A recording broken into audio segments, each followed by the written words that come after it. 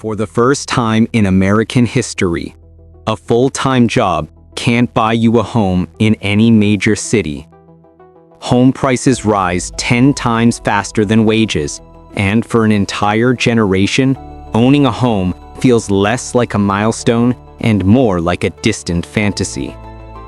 You can work 2 jobs, even 3, and still be nowhere near a down payment. Rent jumps 30, sometimes 50%, wiping out whatever you manage to save. A 6 to 8% mortgage turns a normal monthly payment into something that feels impossible. Young couples move back in with their parents, not because they want to, but because they have no other choice. There was a time when owning a home meant stability, dignity, and a future. Today, a home feels like a luxury product reserved for the lucky few. And more than 60% of millennials now believe they will never own a home, not because they failed, but because the system did. Home prices in America aren't just rising, they're pulling away from wages at a speed no one can catch. Your paycheck grows 1 or 2% a year, while the home you want jumps 10, sometimes 20%. And the gap between income and home prices is now the worst it has been in more than 40 years.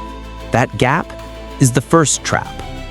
The second trap is far more powerful, because it isn't individual buyers competing with you.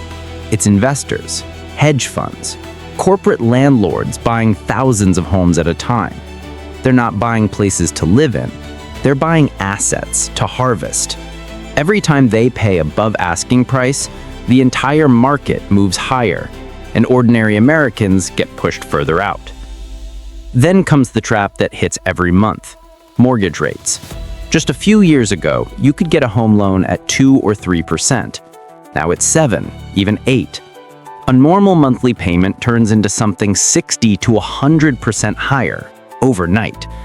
And the people who still have those old low-rate mortgages, they won't sell, which means the number of homes available keeps shrinking. But even if rates were low, where are the homes? America is missing between 5 and 7 million houses. Builders focus on luxury developments because that's where the profit is. Affordable homes, the ones under $300,000, barely exist anymore. The supply shortage isn't a glitch, it's a structural scar. And then there's the quiet shift that rewired the entire map: remote work. Millions of people left big cities and moved into smaller towns and suburbs. Areas that were once affordable suddenly exploded in price. Zoom towns, places nobody looked at before, turned into bidding war battlegrounds. What used to be a refuge from high prices became the next hotspot of the crisis. All these traps stack on top of each other. You feel them every time you check listings, every time you calculate payments, every time you think you're close and realize the market moved again. For decades, Americans have searched for someone to blame for the housing crisis. Greedy investors, slow builders, high interest rates. But the truth goes deeper. It's the system itself. A system designed in another era, still shaping the country we live in now. The first structural force is zoning. Most Americans don't know that in many cities, 70 to 80% of urban land is legally locked in to single-family zoning. Entire neighborhoods are protected from building anything more than one house on one lot. Not apartments, not duplexes, not triplexes.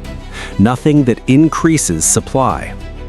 Cities like San Francisco, Los Angeles, and Boston are still trapped inside zoning rules written half a century ago. Rules that make it almost impossible to build the kind of homes America actually needs. Then comes the next force, NIMBY. Not in my backyard. A quiet but powerful movement of wealthy homeowners who fight every new housing proposal, no matter how reasonable it is. They don't want apartments, They don't want new neighbors. They don't want lower-income families moving in next door. And every time a housing project is proposed, it gets delayed, appealed, sued, until costs explode and the project dies. These battles have stalled construction for 30, sometimes 40 years. The third force is generational. Boomers entered a housing market where a home cost 2 to 3 years of a normal salary. Millennials need 8, 10, sometimes 12 years of income to buy the same house. Boomers now control roughly 75% of America's housing wealth, and most won't sell because property taxes punish moving, their mortgage rates are extremely low, and their home values keep rising every year. It's not malice, it's math, but it creates a generational imbalance no one wants to talk about. The fourth force is corporate pricing. Large corporate landlords, the kind that own tens of thousands of homes, have raised rents across the country with incredible precision. And when rent rises, something else collapses: the ability to save. People who rent can't build a down payment. They stay renters forever. This is the rent trap, a cycle that locks entire generations out of homeownership before they even begin. The fifth force is the cost of building itself. America doesn't have enough construction workers. Material prices have surged. And because affordable housing barely breaks even, builders focus on luxury projects, the only ones that make financial sense. On top of that, every new building requires permits, hearings, approvals, and inspections that can drag on for 1, 2, even 3 years. Time is money, and the longer a project waits, the more expensive the final home becomes. And all of this comes with a social cost.